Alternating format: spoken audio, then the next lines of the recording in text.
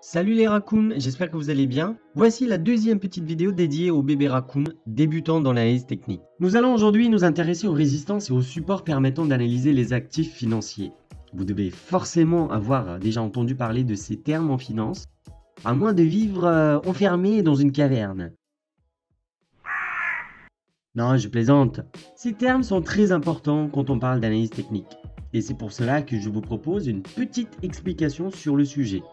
Allez, c'est parti.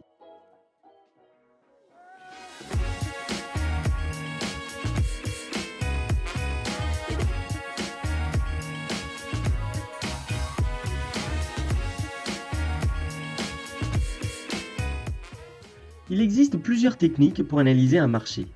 L'analyse fondamentale ou l'analyse technique. En ce qui concerne l'analyse fondamentale, je ne vais pas rentrer dans les détails, sinon on va y passer la semaine.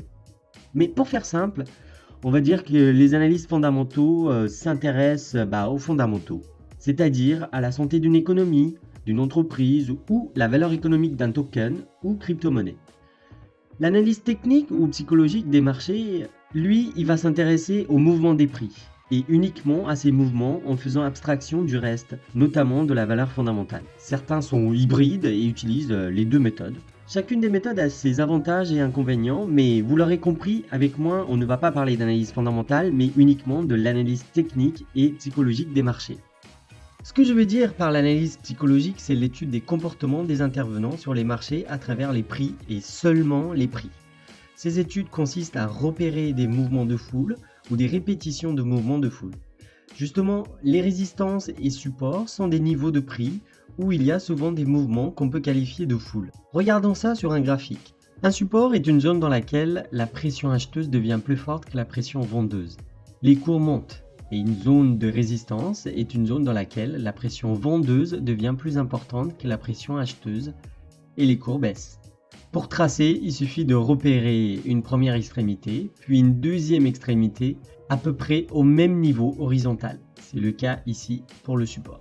Quand les cours vont retester pour la troisième fois ou quatrième fois ce même niveau, on peut soit passer à l'achat sur une zone de support ou passer à la vente sur une zone de résistance.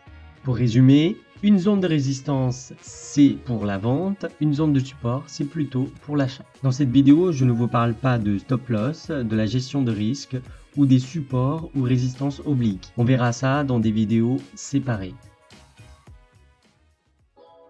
Voilà les bébés raccoons, vous savez ce que c'est qu'une résistance ou un support. Merci d'avoir regardé cette vidéo, j'espère que ce format vous plaît. Si c'est le cas, n'hésitez pas à lâcher un pouce bleu ou à vous abonner et cliquer sur la petite cloche pour être informé des prochaines vidéos. Vous pouvez aussi partager la vidéo ou laisser un commentaire pour me dire les thèmes que vous voudriez que j'aborde dans les prochaines vidéos. A bientôt les raccoons et n'oubliez pas, riskless, stay alive.